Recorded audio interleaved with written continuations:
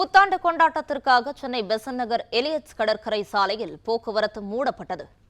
இது குறித்தான முழு விவரங்களை வழங்கவிருக்கிறார் செய்தியாளர் ஜபர்சன். விவரங்கள்.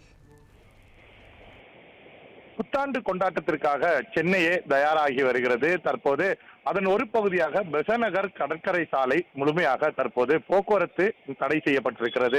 ஏற்கனவே போலீசார் குறிப்பிட்டது போல 8 மணி முதல் வாகன போக்குவரத்து நிறுத்தப்படும். அதன் பிறகு இந்த பகுதி முழுமையாக பொதுமக்கள் உள்ளே வருவதற்கு அனுமதிக்கப்படும் என அறிவித்திருந்தார்கள். அதன்படி தற்போது பொதுமக்கள் புத்தாண்டு கொண்டாட வரக்கூடியவர்கள் அனைவரும் உள்ளே அனுமதிக்கக்கூடிய காட்சியை பார்க்க முடிகிறது. உற்சாகமாக அனைவரும் இங்க உள்ளே வரக்கூடிய காட்சிகளும் பார்க்க முடிகிறது. இவர்கள் இன்னும் 3 மணி நேரத்தில் புத்தாண்டை கொண்டாடுவதற்கு புத்தாண்டை வரவேற்பதற்காக தயார் நிலையில் இருக்கிறார்கள். இங்கு பாதுகாப்பு பணியில போலீசாரும் அதிக அளவில் ஈடுபடுத்தப்பட்டிருக்கிறார்கள்.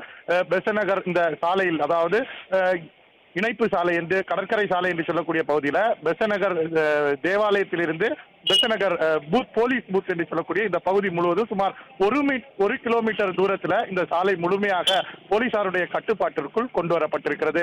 இங்கு சிசிடிவி மூலமாக போலீசார் கண்காணிப்பு பணியை மேற்கொண்டு வருகிறார்கள். அதே போல 300க்கும் மேற்பட்ட போலீசார் சாலையின் இருபுறங்களிலேயும் போக்குவரத்து தடை செய்யப்பட்டு யாருமே 2 சக்கர வாகனத்திலோ 4 சக்கர வாகனத்திலோ உள்ளே வராதவாறு பாதுகாப்பு பணியை மேற்கொண்டு வருகிறார்கள். இங்கு வரக்கூடிய வாகனங்கள் இந்த சாலைக்கு வெளிப்புறமாக இருக்கக்கூடிய இணைப்பு சாலைகள்ல வாகனங்களை நிறுத்தி வருவதற்காக அறிவுறுத்தி வருகிறார்கள். பொதுமக்களுடைய வருகையும் அதிகரித்து காணப்படுகிறது.